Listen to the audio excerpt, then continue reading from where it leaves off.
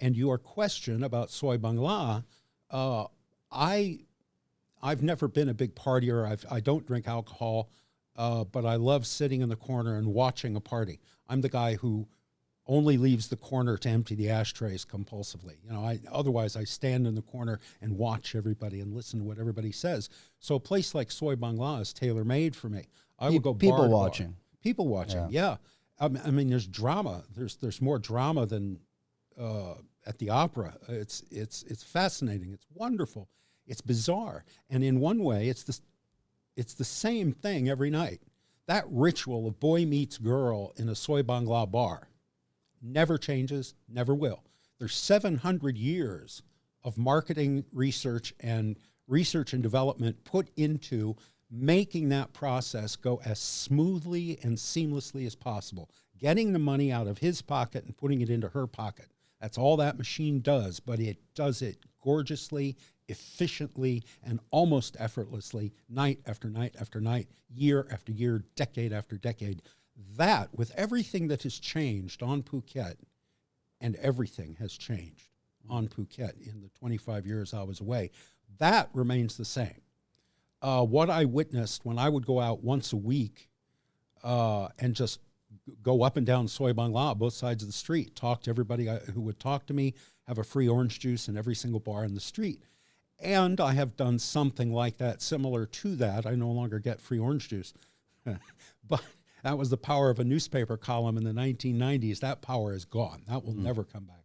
Nobody cares about newspaper columns now. But it used to be a real powerful thing, and everybody wanted me to put their business in my column. So everywhere I went, I would get free orange juice. And what I witnessed on those nights during the 1990s, that is still going now. I mean, Connect 4, the game Connect 4. Hello, sexy man, where you go, welcome, what you think, what you name, where you come from, how old you like me, you want to take me home. But you said that a couple things have changed in, and this was from your YouTube channel.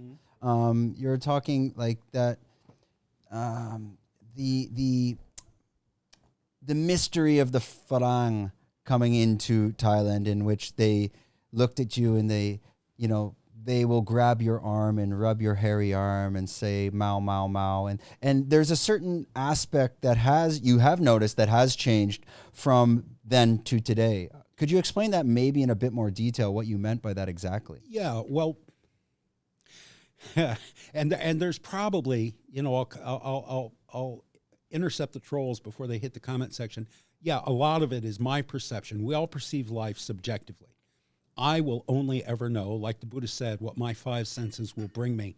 And I will never see, smell, hear, taste, experience exactly what you will, or what Hans will, or any of the viewers will, or any of the listeners will.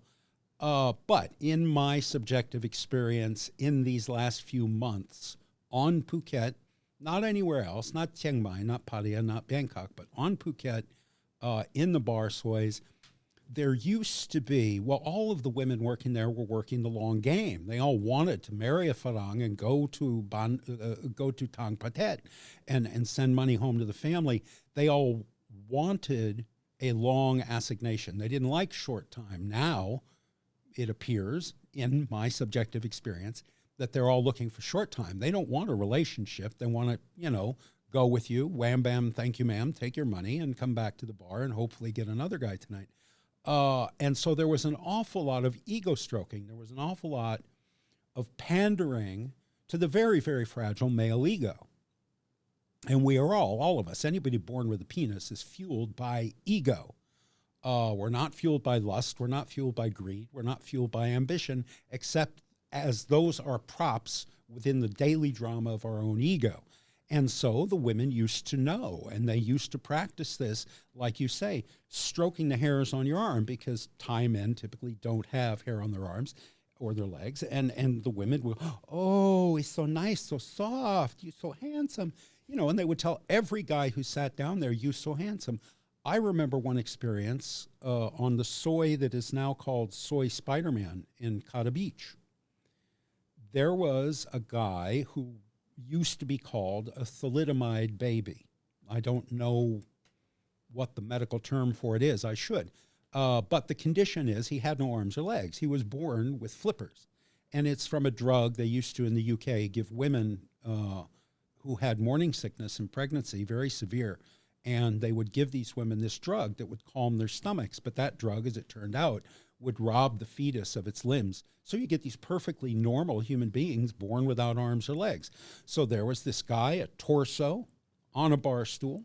He was sitting with the most attractive, prettiest teenage bar girl in the world, gorgeous girl. She was holding him up on his stool with one hand, and she was holding the straw from his beer with the other hand so that he could take a sip of his beer.